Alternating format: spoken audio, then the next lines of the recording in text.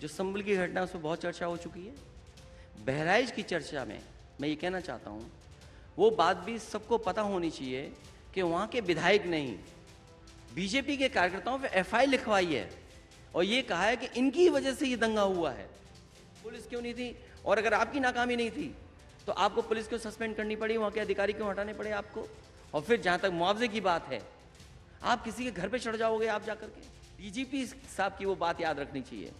उत्तर प्रदेश के डीजीपी साहब ने कहा, जो बीजेपी के पहले डीजीपी बने थे, कि ये अधिकारी जो इस तरह का काम कर रहे हैं उन्हें याद रखना चाहिए, जब उनके खिलाफ कार्रवाई होती है तो उनके साथ कोई खड़ा नहीं होता, उन्हें जेल में जाना पड़ता है। अब ये अफवाह है या सही है, ये जानने के लिए मैं आपसे पूछती हूँ, ताकि यहीं पर दूध का दूध पानी का पानी हो जाएगा। वो कह रहे हैं कि जब संभल में 5 मुस्लिम परिवारों के लोग मरे, तब तो अखिलेश जी ने पार्टी की तरफ से 5-5 लाख का ऐलान कर दिया, लेकिन जब बहराइच में एक हिंदू लड़के की हत्या की गई, तब उन्होंने मुआवजे का या उनके परिवार को समर्थन का कोई ऐलान नहीं किया। क्या ये बात सही है या झूठ है? उस दोनों घटनाओं में फर्क है। दोनों घटनाएं अलग अलग परिस्थितियों में हुई हैं। जो संभल की घटना उसमें बहुत चर्चा हो चुकी है। बहराइच की चर्चा में मैं ये कहना चाहता हूँ, वो बात भी सबको पता होनी चाहिए कि वहाँ के विधायक नहीं, बीजेपी के कार्यकर्ताओं पे एफआईआर लिखवाई है और ये कहा है कि इनकी वजह से ये दंगा हुआ है। बीजेपी के विधायक ने ही बीजेपी कार्यकर्ताओं पर एफआईआर दर्ज कराई है और कहा है कि जो दंगा हुआ है, जिसकी वजह से जान गई, वो बीजेपी के कार्यकर्ताओं के वजह से गई है। मरा तो इंसान और ही है। दूसरा दूसरा मैं बताता हूं, मैं उसी पे आ रहा हूं, जो आप बात कहना चाहती हूं, जिस भाव से जो बात सामने आ रही है। वहां पर जो डीजे पे गाने बज रहे थे, सबसे पहले सवाल उठाया कि आप भक्ति के गाना गाना चाहें, कोई मना नहीं कर रहा है।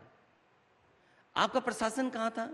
जब कभी भी इस तरह के आयोजन होते हैं, प्रशासन की पूरी जिम्मेदारी बनती है, बाकायदा रूट तय होता है, प्रशासन बैठ करके पीस कमेटी से बातचीत करता है, रूट तय होता है, उसके बाद निकलता है। आपका प्रशासन था ही नहीं वहां पे, पुलिस क्यों नहीं थी? और अगर आपकी नाकामी नहीं थी तो आपको पुलिस क्यों सस्पेंड करनी पड़ी, वहां के अधिकारी क्यों हटाने पड़े आपको? और फिर जहां तक मुआवजे की बात है, आप किसी के घर पे चढ़ जाओगे आप जाकर के?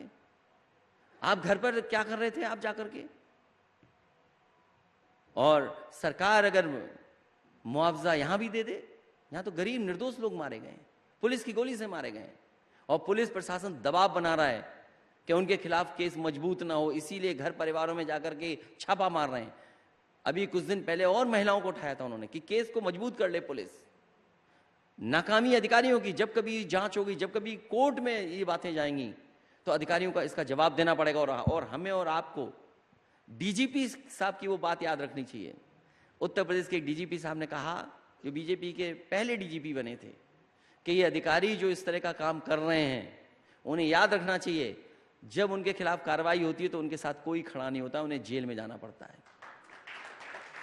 चलिए, अब इस मुद्दे पर जो भी फैसला आता है उस पर नजर रहेगी। अब वापस लौटते हैं। आपने मुआवजे में तो ऐसा मैंने कहा कि सरकार उनको भी मुआवजा दे दे। वहां भी आदमी मरा था, आप भी दे देते। नहीं आदमी नहीं, सवाल ये नहीं वाला तो इंसान है। नहीं, सवाल ये नहीं है। उसको क्या पता कि बीजेपी की वजह से मरा या बीजेपी की कांग्रेस की वजह। घटना अलग तरह की है। घटना एक तरफ मारे गए हैं, घटना अलग है। धर्म देख के नहीं दिया, और सरकार निष्पक्ष होकर दोनों की मदद करे। मैं तो आपसे कह रहा हूं कि सरकार दोनों पक्षों की निष्पक्ष होकर के मदद करे, हम उनके साथ हैं। चाहे संभल और परिवार की अगर मदद करने की बात होगी, वो परिस्थिति क्या थी जिनमें ऐसी घटनाएं हुई।